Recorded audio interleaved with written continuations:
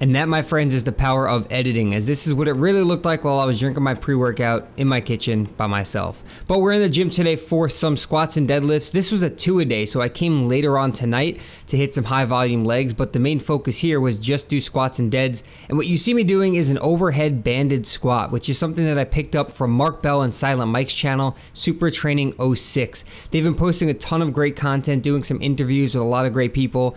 And this exercise right here was something that I realized while watching it back I was doing wrong. So the purpose is to get those arms over your head and focus on squatting, but what I was doing was overextending by expanding my rib cage and having a slight arch in my lower back, when the purpose is to keep yourself braced. So the rib cage should be in and down while your arms are behind your head, which is something that I'm not mobile and flexible enough for. So definitely something I need to work on, but really loving that as a warm-up.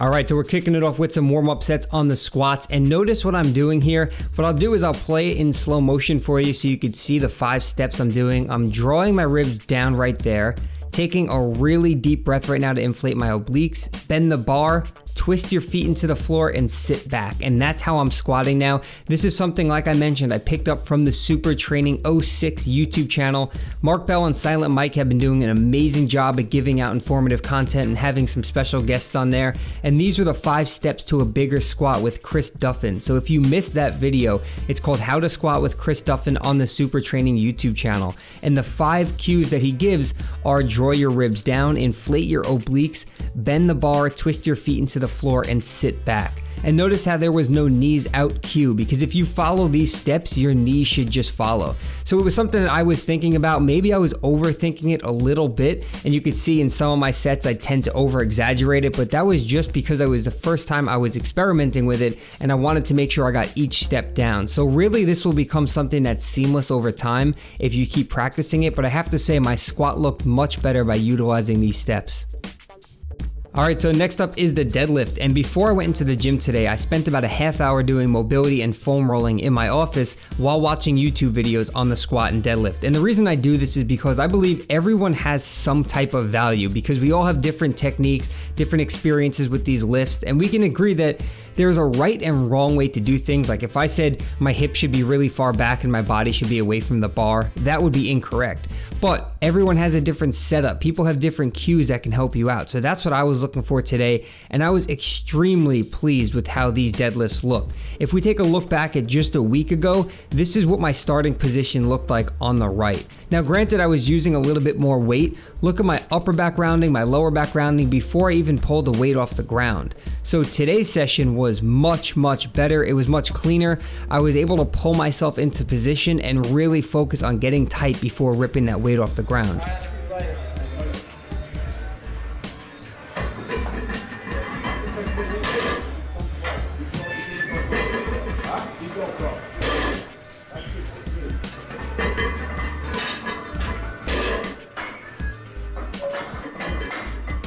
And you could tell I was pretty excited by that little Tiger Woods fist pump about how these deadlifts felt. And that's because last week and since my injury, the heaviest that I've tried to go was 275, and it just didn't feel right. My form felt off and the weight felt heavy for some reason. So we figured we would go up a little bit today, and I'll show you how the set of 315 went.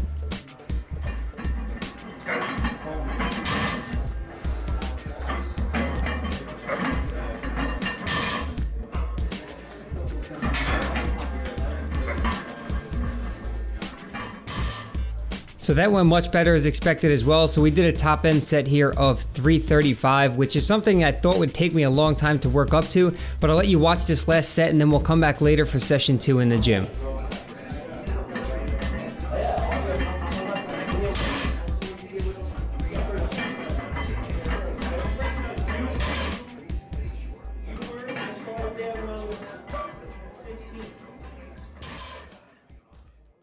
So I'm wearing the same clothes that I wore to gym session number 1. And I'm gonna wear them to gym session number 2. Is that gross? Not really. I just got too busy, seriously, to shower and change. Came home from the gym, part 1. Started working, client updates, new programs, and now we're back at it for round 2 in just a little bit. So Brittany just got in, literally just walked in the door. See how cold my hands are? Hands are cold. Is that cold outside? Yeah, it's cold. And it's raining. Cold and raining, so that calls for leg day. Perfect. And then dinner, because I forgot lunch today, so I haven't eaten since last night. That ain't good. That intermittent fasting. Yeah, right? Alright. Unintentional intermittent fasting. I like your style.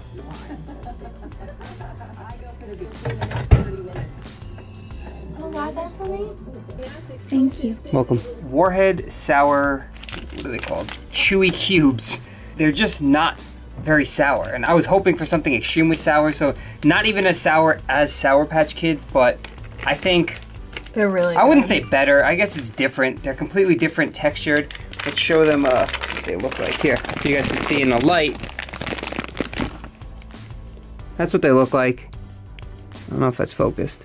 But yeah, they're little cubes, and I believe it's very similar macros to Sour Patch Kids. So 13 cubes, 120 calories, 31 carbs, 0 protein. So yeah, pretty high in carbs, but that's normal. It is candy. But anyway, yeah. If you can find these really good, Warhead Sour Chewy Cubes, pick them up, try them out, and let me know what you think.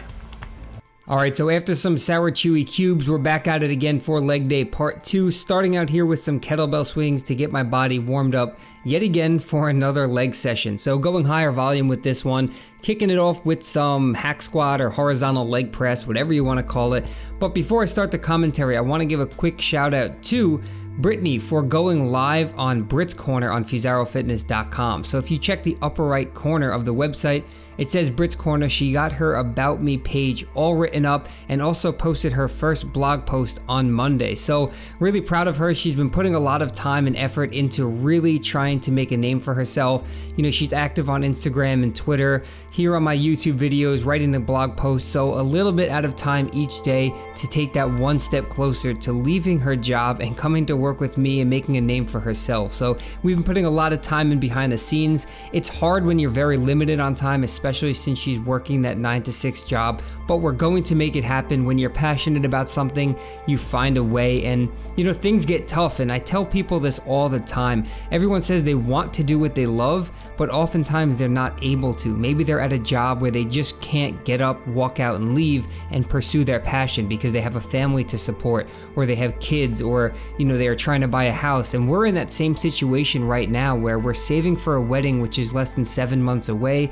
We're saving for a place to live and trying to create a life together. And you guys have seriously been such an inspiration for us, you know, tweeting at us saying that you're enjoying the content, it's inspiring, and sending us emails and commenting and sharing these videos and hitting that thumbs up button. Anything that you guys do to support us is really helping us, and it motivates us to keep moving forward and keep pushing out the content and making sure that we're delivering what you guys want to see, because after all, you're the reason we have the channel in the first place. You're the reason we're doing this, so we just want to show our appreciation back to you guys. So thank you all so much for the amazing support you guys have been showing us, because this would be very difficult without you all motivating us to move forward with everything. So as always, much more content to come. But before I go, I'm going to wrap up this video here by letting you know about the sale that MyProtein is actually running. They're giving away a free stringer if you spend $10 or more.